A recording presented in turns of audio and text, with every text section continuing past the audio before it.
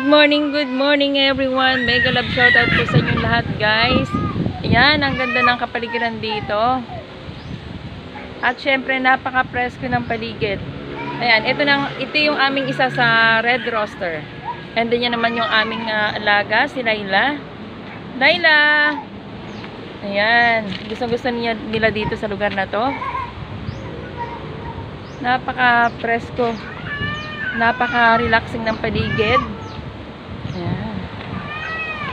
And then ito naman yung ayan, may mga langka rito, guys, so napakarami. And then ito naman yung avocado. Ang dami ng buko ng avocado dito. Ayan.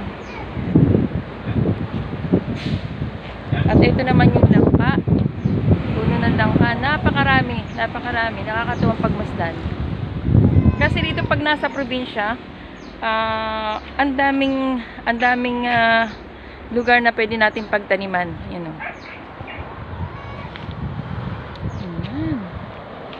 And then ito naman yung guava tree. And then meron naman kami dito yung atis. Yan. May atis na puno dito.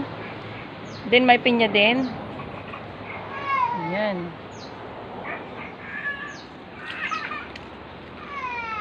Grabe, ang ganda ng paligid. Thank you so much po sa inyong panonood sa aking mga videos. Mega love shoutout my friend Maria Sangria, Sir Troy Future Expat, HippieDP89. Thank you po sa inyong lahat.